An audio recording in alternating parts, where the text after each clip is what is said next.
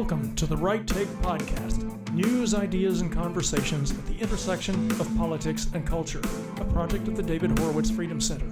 I will be your host, Mark Tapson. Welcome back to the Right Take Podcast. I am your host, Mark Tapson. Thanks so much for joining me here at the intersection of politics and culture. My official title at the David Horowitz Freedom Center is the Shillman Fellow on Popular Culture, which means that the focus of my work tends to be the intersection of politics and culture, which, as you all well know, is the phrase that describes this podcast. And American culture, usually, if not always, means pop culture. Now, people often think of pop culture as something shallow and ephemeral and not especially important in the grand scheme of things, especially compared to politics, an arena which has a very serious impact in our lives. But, for better or worse, the trends and stars of pop culture have a greater impact on our lives than many people realize, especially the lives of young people who absorb a significant number of their attitudes and beliefs and values from the pop culture that they swim in from earliest childhood. And then those young people go on to become the next generation of adults, of course, bound together more than we would like to admit or think about, in ways that shape the direction of our country and even our civilization. Having grown up in the 1960s, which was the decade in which pop culture really hit its stride, so to speak, I can attest to the power of pop culture to shape young people's entire worldview and language and even values. Pop culture is not a shallow, insignificant arena of our lives, unfortunately. The left realized this even decades before the 1960s, and a good half-century before conservatives began catching on and realizing that we had to catch up to get in the game. If the left didn't believe pop culture was a critical battleground of control, they wouldn't have spent so many decades establishing a beachhead there and proceeding to steer it in the direction of their agenda. This is why Hollywood and the music biz and the theater world and the news media, all of it, are utterly dominated by woke progressives, and it's why conservatives and Christians have been utterly marginalized in that field. It's why our pop culture today is a cesspool of transgressive, godless values and what I would call literally demonic. I'm not joking when I say that our culture, our pop culture, needs an exorcism. Now, I say all this as a kind of a prelude to the conversation I'm about to have with my guest at the Right Take, a man who has spent about 40 years or so embedded, shall we say, in the entertainment industry, and who is carving out his own path in this wasteland and doing great work creating content for the vast number of Americans out there who are underserved by mainstream Hollywood and who are hungry for uplifting, meaningful, hopeful family entertainment that doesn't assault their values and their senses. Americans who want their culture back, their country back. So stay tuned. You do not want to miss this conversation. And let me say, as always, please take a moment to subscribe to The Right Take if you haven't already, so you can keep up with the conversations that we are having here with important thinkers, writers, pundits, scholars, and storytellers. And if you like what you hear, a positive review would be greatly appreciated. Thank you, and don't touch that dial.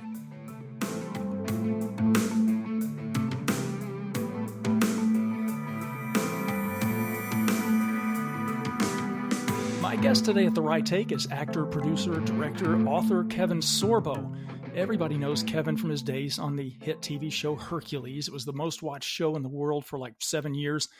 But he's had an incredibly prolific career beyond that. His list of acting credits is as long as my arm, and that kind of longevity in Hollywood is no small achievement, especially for a political conservative. And we're going to talk about that and about the state of the culture and what he's doing to change it. Kevin Sorbo, welcome to the Right Take Podcast. Thank you. It's good to be here. Thanks for having me on. My pleasure. I'm very excited to have you on. There's a lot that I would like to talk to you about. I know you're a very busy guy, so I'll get right to it.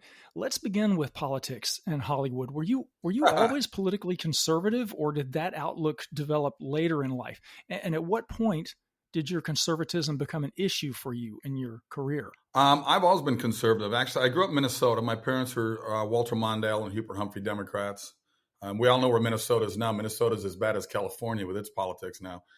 And first time I could vote was 1980, and I voted for Ronald Reagan. I looked at Jimmy Carter and I said, wow, this guy is one of the worst presidents this country's ever had. And I was right until Obama. And then, of course, Biden came along. So My parents were sort of beside themselves, but they grew up, just in farms in Iowa. They were always just Democrats and always just kind of pushing that agenda. But yeah, I've always been there with that. Even in Hollywood, when I moved there in the mid to late '80s, I didn't hide from the fact where I stood politically because it wasn't that big a deal. Yeah, the Dems in Hollywood, it's majority liberal, but before the 1960s, Hollywood was majority conservative. And they give me a hard time. I give them a hard time. Fine, everybody moved along. Well, as you know, in the last 12 to 15 years, things have really accelerated and changed drastically, thanks to Hollywood's movies and TV shows and the mainstream media. And so I got it. I got the boot. I think I'm the first cancel culture victim. Actually, before it became a term, when 10 years ago, my manager and agent said we couldn't work with me anymore. And I was like, wait a minute, you guys have always known I'm a Christian. You've always known I'm a conservative. I don't hide behind it. I don't run out and post stuff on Twitter all the time saying, I'm better than you all. So it was just weird. And they said, well, the winds are changing here in Hollywood and we can't get you a job anymore. And I kind of laughed at it after being out there for, 30 years. And so I went, okay, fine. So my wife and I formed Sorbo Studios. Through that, we're fortunate enough to raise money to do our own films, but most of the movies I've been doing are coming in from other independent production houses that don't mind me being conservative. So I've been shooting at least 3 to 4 movies every single year the last 10, 11 years.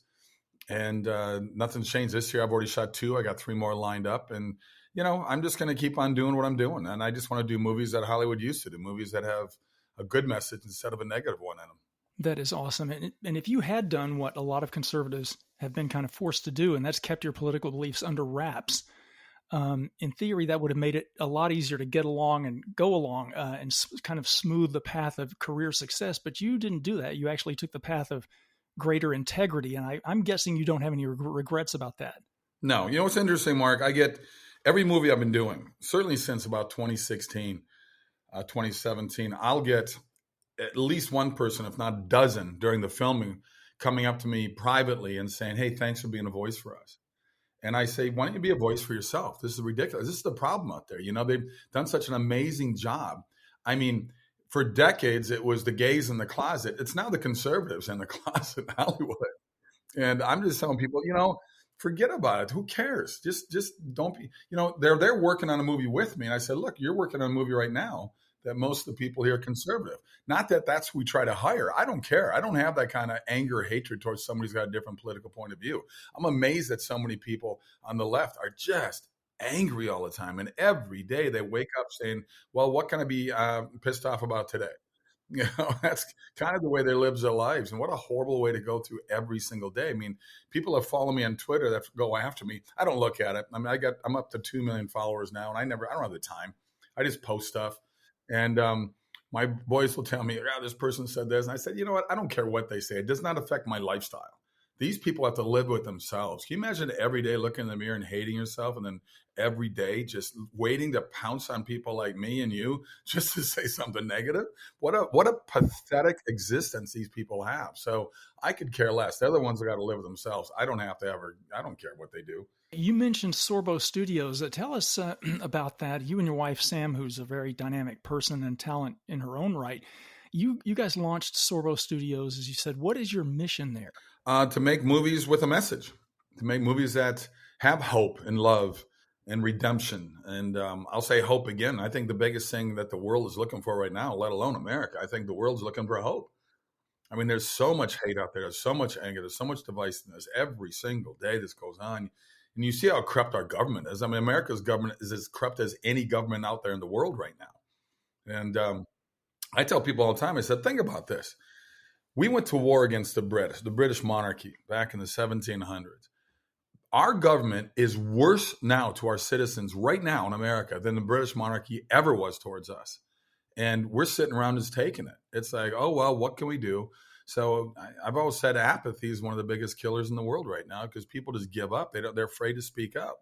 And that's exactly what Marxism and socialism and communism is. It's just taking control. There's no more we the people.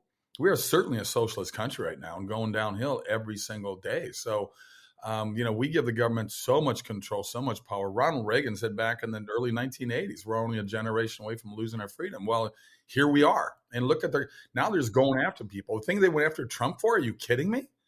It's a misdemeanor that's already lapsed in terms of its time limit. And they want to put this guy in jail. And yet, meanwhile, we got the amount of, we got people attacking people in subways here and raping people. And we give them a slap on the wrist. Oh, please don't do that anymore. And it's just the weirdest thing. When are going people wake up? And I'm here to wake up the lions. The sheep are going to be sheep. They're the ones in the airport still wearing masks. They're the ones that believe Fauci. I love when they say, trust the science. And I'm going, yeah, you question science. That's what science is questioning all the time. That's what scientists do. So I just thought it was pretty funny, the stuff that's going on right now. And we need to fight back, and people are afraid. Absolutely. Well, let's talk about, let's talk about the culture war, because for Christian conservatives like you and I, these really are times that try men's souls. For many years, like a number of other conservative writers, I've been emphasizing the importance of reclaiming the culture from the left's death grip, because many conservatives are way more focused on politics, I think, at the expense of what's going on in the culture. But as the late, great Andrew Breitbart used to say, politics flows downstream from culture. So I've always emphasized the importance of Hollywood in shaping that culture, and I know you understand that very well. Of all the different fronts that we're battling in this culture war right now, like critical race theory in schools, the gender ideology, and so on, what issue do you think is the most important or urgent to address? Well, I think it's two. I think education. Number two is abortion. The left loves murdering. They love murdering. They love sacrificing babies. It's a sickness. And because of Roe v. Wade going through 3 generations now, people have just looked at it like having a common cold and getting rid of it with a pill. It's unbelievable what we've done in terms of, we've killed, over 65 million human lives. And we've killed these. These are deaths. These are human beings that we're killing. And think of the millions more that would have been born from those abortions done in the 70s and 80s and even the 90s. They'd have kids of their own by now. I mean, it's incredible what we've done. And our public education system is absolutely pathetic. We took the Bible out of the school in 1964, and we've been spiraling downhill since. You don't have to be a Christian to look at the book of the Bible and just go, some pretty interesting stories in there. And the 10 Commandments, pretty good rules to live by. You don't have to be a Christian to believe in thou shalt not kill and thou shalt not steal and thou shalt not covet, and all these kind of things in there. So to me, it's what we've done to the world and through public education, which ours is absolutely pathetic. We were number one in the world prior to the early 1960s. We ranked something like 27th or 28th in the world right now. America, 27th and 28th in public education. We got kids who don't even know about the World War I or World War II or know anything about the American Revolution. They don't know anything about civics, because we certainly don't want to teach kids that it's we the people. We want to just control their lives, and that's what big government does. Our forefathers are flipping in their graves for what's going on, and all these. And why is it every one of these senators? We need term limits, number one. But why is it all these senators going making? They make $175,000 a year, whatever the pay is. Why do they all walk out worth tens of millions, if not hundreds of millions of dollars? Yeah, Pelosi. She should be in prison. You look at some of these people. She's worth like $190 million. Now, really? Come on, guys. When are we going to wake up and get these bozos out of there? Yeah, I guess public service pays pretty well.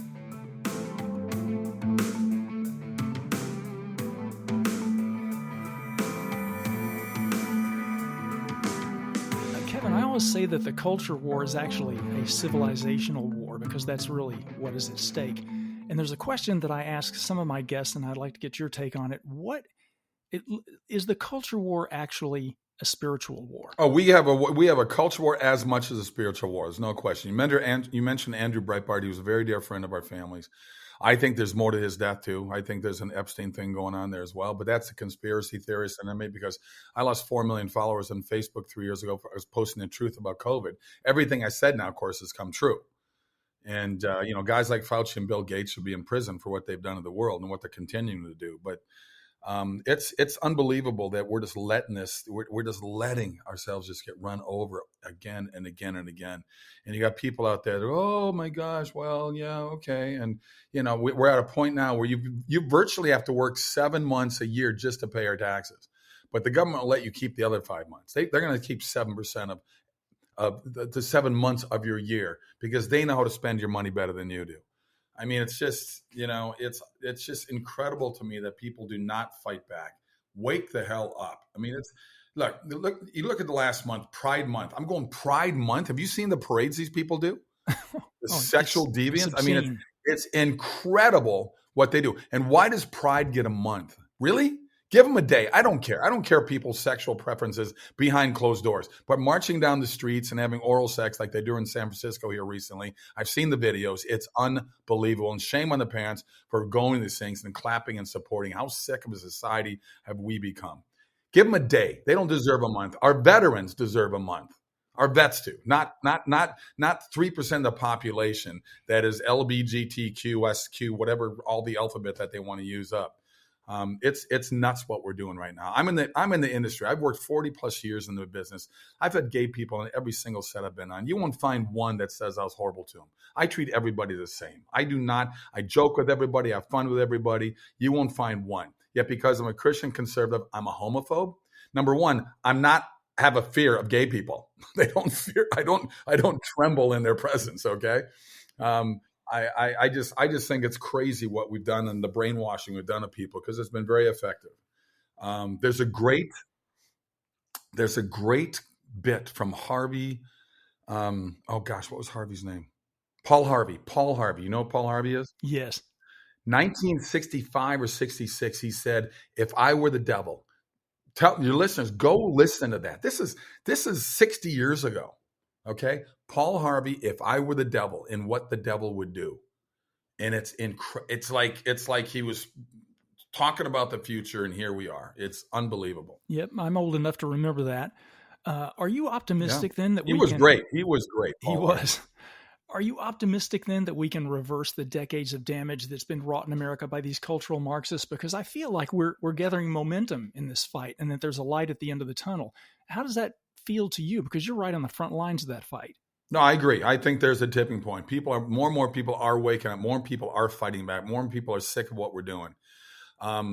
This Trump derangement syndrome, whatever, it just cracks me up. I've always said, way before Trump ran, I've always said we need a businessman to run America. It is a business. We don't need another politician. He got in there and just shook it all up. You know what's funny? Before he ran for office, before he announced it back in 2015, early 2016, everybody loved him. All the Hollywood wanted to do cameos on TV and movies, and he was giving money to both parties that we thought were good or whatever. And once he announced, they just went after him every single day for 9 years. It's like water off a duck's back. This guy's amazing what he does. It's amazing how he fights back. He kills them by winning is what he does. And there's no way he lost the last. I am a voter fraud. I am an election denier. There's no way that Joe Biden got more votes than any other president in the history of America. Like look at this guy. He's a fumbling buffoon, and I feel sad for the guy, to be honest. He certainly has. He's got Alzheimer's and things going on, and yet they prayed him out there because he got Obama and other people pulling the strings behind him. But it's just sad that this last debate was just pathetic to watch, and yet he'll still get tens of millions of votes. But he didn't. There's no way he can win this next election without them cheating again, and that's what they do. They cheat. They just cheat better than the Republicans do. We need to get rid of mail-in voting. It's as simple as that. Get rid of mail-in voting. You show up the day of the election and you vote and show a bloody ID. It is not racist to show an ID card. I travel a lot. There's a lot of African-American people in front of me in line as we're going through customs or going through whatever else. They have IDs. It's shocking, isn't it? So it's like you need an ID to get a 6-pack of beer, but to vote for the strongest position in the world, just vote as many times as you want and bring a couple dead people with you as well. Yes. I love that you've been working hard to get the message out about reclaiming the right kind of masculinity in our culture, because I've been writing about that for years. I think the key to reversing our cultural breakdown lies in exactly that, reclaiming the right kind of manhood in an anti-family culture that demeans the very nature of boys and men as toxic. I went out recently and bought a copy of your children's book, The Test of Lionhood, and I read it to all my kids, my 4 girls who range in age from 4 to 14. I also have a son, but he's only a year and a half, but I'm looking forward to reading it to him when he's old enough. All the girls loved it, and as soon as we were done reading it, they immediately ran off with it to go play the games that you included in the back of the book. Tell us why you decided to do a children's book. You've done 2, I think now, but in particular, one that teaches boys some of the important virtues of manhood. Well, Kirk Cameron's a buddy of mine. He's with Brave Books. I'm with Brave Books now as well. BraveBooks.com, were the two celebrities that are kind of endorsing the product because they do amazing work, amazing things. And their books are, morally based, God-given based. Once again, you don't got to be a Christian to look at these things. It's just they have good messages, plainly good messages. They're not preachy in any way. They're just a wonderful way of, trying to reach mostly 4 to 11-year-olds in it. So go to BraveBooks.com. In fact, if you sign up under my name, you'll get my book for free, and then you get a discount on the year. There's a book every single month. I got very vocal about this. My 2 older boys are 22 and 20, and they wear T-shirts saying "Embrace masculinity" or "Patriarchy is the future," and I love it. and I just got tired of it, and I started going after all these wimpy men we got. We wimpified our men over the last 4 decades, and there's nothing wrong with being a strong man. There's nothing wrong with that. It's very important for a mother and father in the family. It's as simple as that. You've seen all that. If you look at the Black community alone, 80% plus, or 80% of Black kids raised in a fatherless home are in trouble. There's 8 out of 10 arrests, and a lot of them are incarcerated. A lot of them get involved with gangs. A lot of them get involved with drugs. A lot of them repeat that cycle. That's thanks again to LBJ, 1964, the Welfare Reform Act. What did it do? Hey, we'll take care of you, African-American woman. If you don't have a man in the house, we'll take care of you. We'll give you money for every child you have. Well, what's happened now? It's become a business within the Black community that a woman, by the time she's 30, has 4 or 5 kids from 4 or 5 different guys. And it's like, it's horrible what they've done. And what they did it on purpose to make sure that you keep voting for us and we'll take care of you. And that's what they're doing.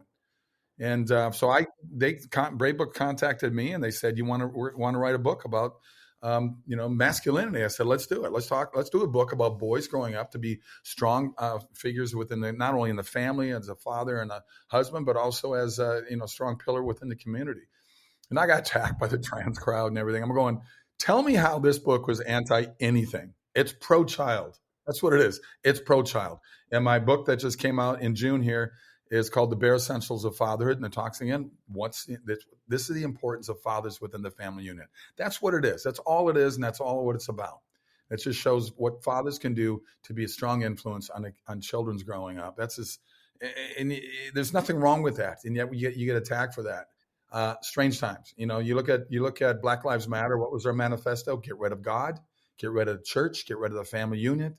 They said being pregnant is equal to slavery, which made me laugh. I'm going, okay, all you women stop having kids. And we don't have to worry about abortion anymore because in a century, there'll be no humans left on Earth. Well, about your take on masculinity, I love that you don't shy away from using the word chivalry, because I've actually been working on a book for years about chivalry, and I can tell you that it has become a dirty word among younger generations because young women have been conditioned to think that chivalry is some kind of an oppressive, patriarchal power play, and young men believe that chivalry aids and abets feminism by making men subservient to women. What does chivalry mean to you? It means opening a door for your wife or your girlfriend, opening a door for somebody coming into a grocery store behind you, saying, excuse me, thank you, yes, sir, no, ma'am, being polite, changing someone's tire if they need a change, helping somebody move if they need help me move, helping the elderly in whatever way you possibly can. There's nothing wrong with that. There's nothing wrong by leading by example. And how many women want a wimpy man with them if they get attacked by somebody? Don't you think they'd rather have a Navy SEAL next to them? I would.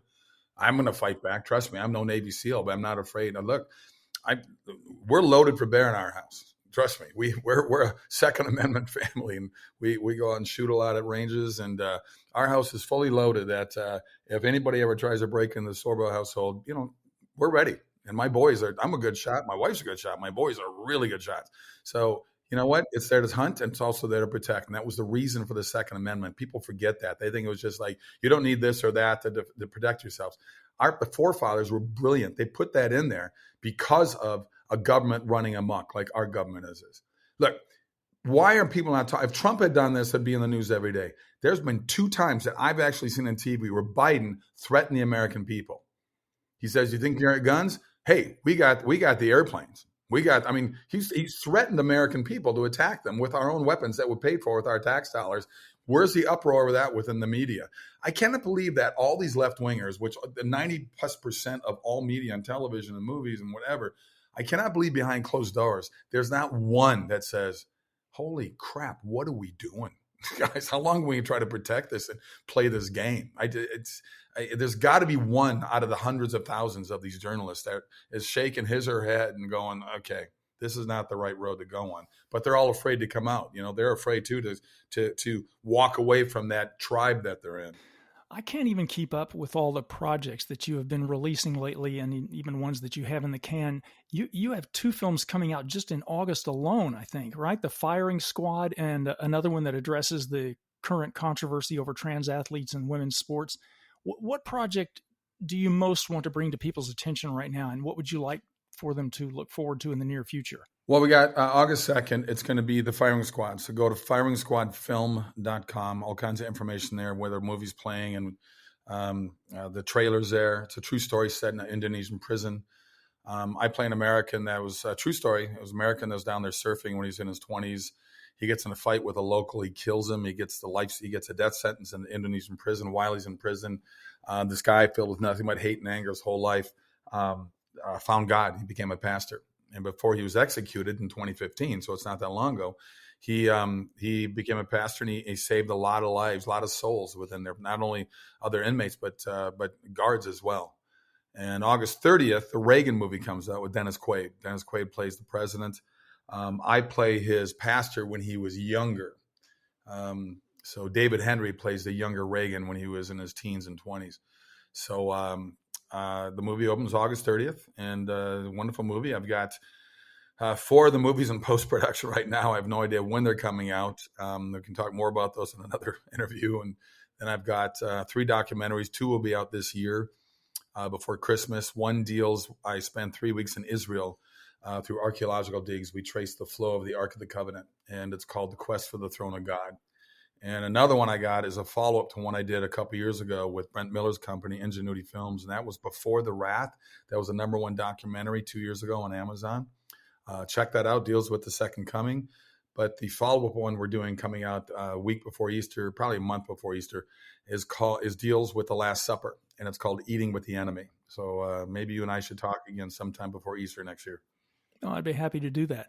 Kevin, what do you suggest that quote unquote ordinary citizens who are concerned about the state of the culture, but they're not in a position like you are to really move the needle of the culture? What can the average person out there do in their daily lives to help get our culture back? Stop being afraid.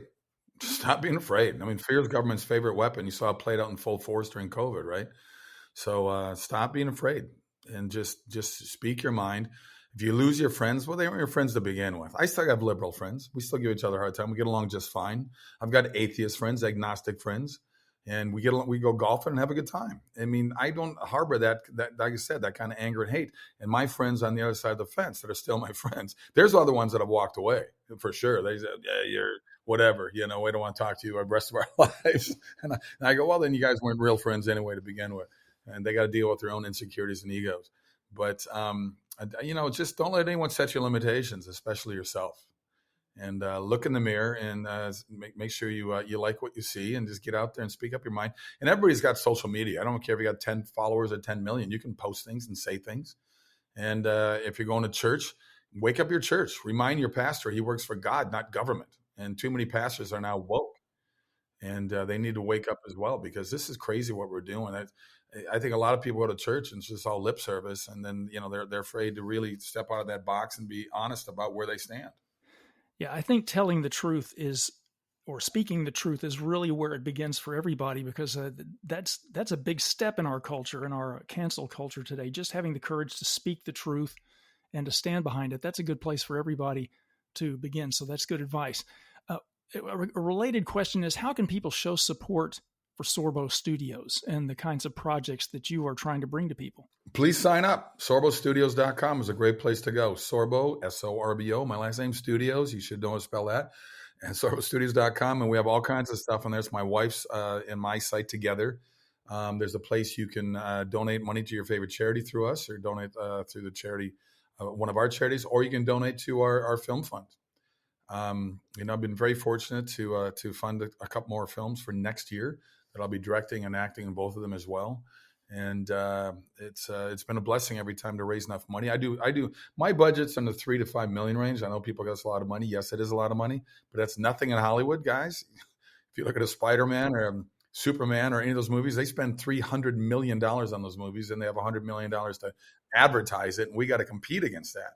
So support the movies when they come out. Support the Firing Squad when it comes out August 2nd, because studios theaters don't care what they show. They want to sell popcorn and sodas. They don't give a crap what they show. So if you got an evil movie with a bunch of evil killing in it, it makes a lot of money. They'll keep that going. Unfortunately, too many people support those things. I do movies that will make you think. I call them actors movies. I like doing true stories. And I'm going to keep doing that. So at Sorbo Studios, you can find all kinds of our books are on there. My wife's book, my books, our DVDs. If you want an autographed DVD, we'll send that out to you as well. So there's all kinds of stuff that you can reach out and help out. That's fantastic. Yeah, I think there is a huge underserved conservative audience, the flyover country that the left likes to call us kind of condescendingly. Mark, there's 80 million homes out there. 80 million homes out there, estimate of what people want us to do. Look, I don't get stopped because of Hercules or Andromeda anymore. I get stopped because of God's Not Dead, Let There Be Light, Soul Surfer, Miracle in East Texas. That's what people stop me for. Oh, that's awesome. And so I realize I'm going down the right road. You definitely are. I think there's a real hunger out there for the kind of work that you're doing, and I'm just incredibly grateful that you're working to make that happen. That you're putting out so much content and bringing those kinds of stories to people who desperately need it. What about on social media? I know you said you were on Twitter. That is that a good place for people to keep up with what you're doing on a kind of a day-to-day basis? Oh, yeah. At K Sorbs, KSORBS. K Sorbs is a good place to go. I'm on LinkedIn. You can find me there. You can find me on Facebook. I'm back on Facebook after 3 years, but I'd love my 4 million followers back. I'm just slowly building that back up again. I'm on Truth, Donald Trump's social forum. So please check it out. On Twitter, I just post pretty funny, sarcastic truths. And I think people will get a kick out of it. So I hope people check it out. Kevin Sorbo, thanks so much for coming to The Right Take. Keep fighting the good fight, sir. Thank you. You too. Listeners, check out Kevin Sorbo's projects at sorbostudios.com. And if you have kids or grandkids, check out his books for youngsters. Keep watch for his many latest films that are coming out. And thank you always for joining me here at the intersection of politics and culture. Don't forget to subscribe to The Right Take so you can keep up with all the important conversations we're having here. And if you like what you hear, please leave that positive review. Be seeing you. The Right Take with Mark Tapson is a project of the David Horowitz Freedom Center and Front Page Magazine. Unauthorized reproduction of this podcast without express written consent is prohibited.